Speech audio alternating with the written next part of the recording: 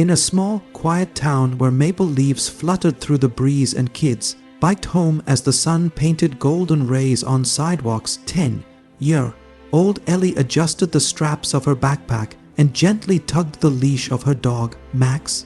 He wasn't just any dog. Max was a retired K-9 unit, once a fearless police dog, now her protector, her comfort, and her only connection to the father she had lost. Her dad had been a local hero, an officer who never made it home after responding to a call that turned tragic. Since then, Max had become more than family. He had become her anchor in a world that felt colder and emptier. It was Ellie's first day bringing Max to school. The district had finally agreed to a new program allowing emotional support animals, and Ellie was the first student to take part. She walked through the school gates, her small hand gripping the leash like it was a lifeline. Max padded beside her, head held high, eyes alert, as if still on duty. The hallway buzzed with chatter, lockers slammed, and sneakers squeaked across linoleum floors. But when Ellie entered with Max, everything stopped. Heads turned, whispers followed. Why she got a police dog? One boy muttered to another, "Isn't that dangerous?" A girl said, backing toward the lockers. Ellie felt her cheeks flush, but she kept walking, her eyes low. Max brushed his head lightly against her hip, offering silent reassurance. She knew he was gentle. He knew how to read her panic attacks, how to nudge her back to calm when the world felt too loud. But no one else saw that. They only saw his scars, his muscular frame, his police vest faded with time. A teacher gave a polite smile, but kept a wary distance. Even some of Ellie's classmates, who had known her since kindergarten, now acted as if she was carrying a weapon rather than a friend. One of them pointed toward the giant mural painted on the hallway wall, the pride of the school's art week. "Let's hope the dog doesn't eat that," he laughed, loud enough for Ellie to hear. She felt the sting of tears press behind her eyes. But Max didn't flinch. Instead, he leaned into her leg, warm and steady.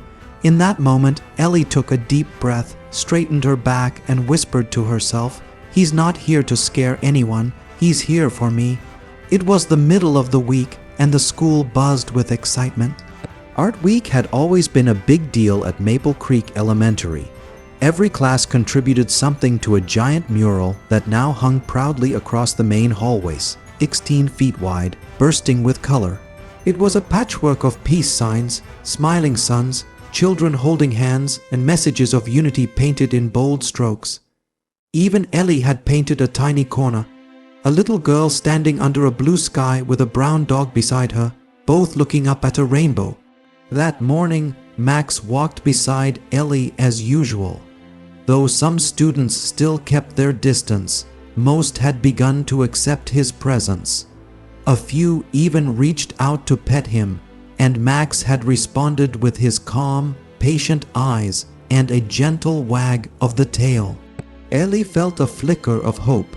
Maybe they were starting to see what she saw in him, but just before the first bell rang, everything changed. A loud crash echoed through the hallway, shouts followed. In the chaos, Ellie spun around to see Max standing near the mural. His strong jaw gripped the corner of the painting, which now hung awkwardly, halved, torn from the wall. Pieces of painted paper fluttered to the ground. For a moment, the hallway fell into stunned silence. Then someone screamed. The dog ripped the mural. Gasps filled the air. A group of students backed away, some pointing, others whispering. A teacher rushed over, her face pale. Step back, someone get the principal." Ellie froze. Max, still calm, dropped the paper from his mouth and sat beside her. But to everyone else it looked like guilt, like destruction. "Ellie," a teacher said, trying to stay composed, "you'll need to take Max home for today." "He didn't mean to," Ellie whispered, her voice trembling. "He would never. He's not like that." But no one seemed to hear her. The eyes that had just begun to soften toward Max were now filled with doubt and fear again. Whispers turned into judgment. Laughter stung. Ellie blinked rapidly, trying to hold back the tears as Max stood by her side, unaware of the damage he was being accused of. As she walked toward the front office, The hallway behind her filled with murmurs. No one asked what really happened. No one gave her or Max a chance to explain. The warmth of the morning had vanished, replaced by a cold, crushing silence. That evening, long after the last bell had rung and the students had gone home, Principal Larson sat alone in her office. The hallway outside was quiet, the kind of stillness that felt heavy after a long, chaotic day. The mural incident had spread through the school like wildfire. Parents were already calling, some demanding stricter rules about animals on campus. Larson rubbed her temples, weary from it all. She had seen Max a few times, always calm, always attentive. Something didn't sit right with her about the accusations. Dogs like him didn't just turn destructive. Not without a reason, curious and uneasy, she opened her laptop and pulled up the hallway's security footage.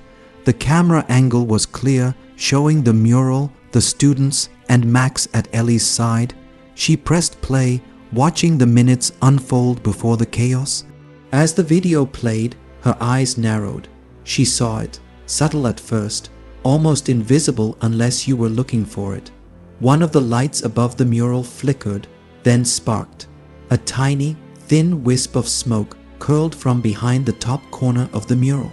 And then there it was, a faint flicker of orange as a small flame began to spread quietly, hidden by the paper. Seconds later, Max tensed. He sniffed the air, then lunged forward, jaws clamping onto the burning edge. In one swift motion, he pulled the corner of the mural down and dragged it away from the wall. The paper tore loudly, which must have caught everyone's attention. But what no one had seen in the moment was what Principal Larson saw now. Max was saving the school. She hit pause, leaning back in her chair as the realization sank in. Her chest tightened. Max hadn't destroyed anything. He had noticed a danger no one else saw, reacted before the humans even smelled smoke, and possibly stopped a fire from spreading down the hallway.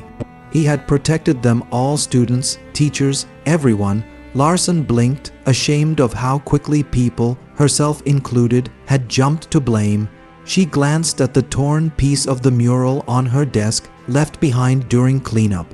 For a moment, she just sat there, silent.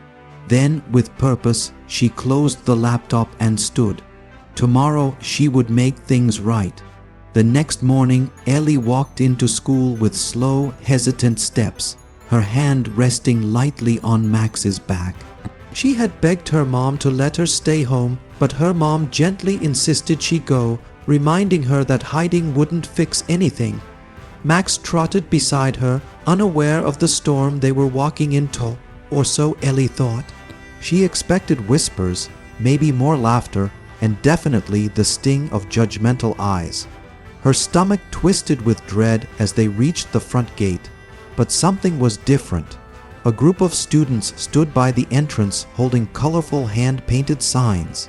Hero Dog, one read with a big paw print in the corner. Another said, "Thank you, Max." Ellie blinked in confusion, unsure what she was seeing. Then someone stepped forward. It was Principal Larson. She knelt beside Max and gently placed a ribbon around his neck. "For bravery and service," she said with a soft smile, "we owe you more than we realized." Ellie's breath caught in her throat. You know, we watched the footage," Larson said, rising to meet Ellie's eyes. "Max didn't destroy anything. He saved us all. There was a fire behind the mural if he hadn't pulled it down when he did." A wave of emotion rushed over Ellie. Relief, pride, and something she hadn't felt in a long time, belonging. As they entered the school, students who had once mocked her now gathered around Max, petting him, thanking him, asking questions about his training. Even the boy who had made the mural joke the day before handed her a small drawing of Max with a speech bubble that read, "I've got your back." Ellie smiled, the kind of smile that comes from deep healing, and crouched down to hug Max. Later that day, the art teacher made a special announcement. "We're repainting the mural," she said, "this time together, and we've decided Max is going to be right in the center." Paints were passed around. Students, teachers, and even the janitor took turns with brushes. As colors came to life on the wall again, laughter filled the hallway. Ellie stood near her classmates, paint on her fingers and light in her eyes, and looked at Max, who lay nearby, watching everything with quiet wisdom. She whispered, "They see you now." And for the first time, she felt seen too. The following week, the entire school gathered in the auditorium for the unveiling of the new mural. Rows of students filled the benches, teachers lined the walls, and even some parents came to see what had become a symbol of healing, unity, and unexpected heroism. Ellie sat in the front row with Max lying at her feet, his head resting on his paws, his calm gaze sweeping the room. He wore the same ribbon the principal had given him, now slightly wrinkled but still shining with quiet pride. The curtain covering the mural was drawn tight, hiding the weeks of effort behind it. Principal Larson stepped up to the microphone, clearing her throat. "Today," she said, her voice steady and warm, "we celebrate more than just a painting. We celebrate courage, compassion, and the reminder that heroes come in many shapes, and sometimes with 4 legs and a wagging tail." She nodded toward Ellie. "And we honor a student whose strength and love helped us all see beyond fear." The curtain slowly lifted, revealing the mural. A hush fell over the crowd. It was beautiful. Bright, bold colors stretched across the wall, children holding hands, trees full of hearts, skies painted in soft blues and pinks. But right at the center stood Max, tall and proud, his fur detailed with loving brushstrokes, eyes kind and wise. Around him were children of every background, each reaching out not just to him, but to each other. Below, written in gold letters, were the words, "Guided by love, protected by loyalty." Ellie stood beside Max, heart pounding as everyone applauded. She was invited to the microphone. She hesitated at first, then stepped forward, her voice small but steady. "Max didn't just save the mural," she said. "He saved us. He reminded me that sometimes being different isn't something to hide. Sometimes it's what makes you brave." Her words hung in the air, soft and powerful. The crowd rose to their feet, clapping louder now, not just for the painting, but for the girl and her dog who changed how they saw the world. As the auditorium emptied and sunlight poured through the windows, Ellie knelt beside Max, hugging him tight. "You did good," she whispered, burying her face in his fur. "You saved more than they'll ever know." And Max, still and gentle, leaned into her with the quiet strength of a true guardian.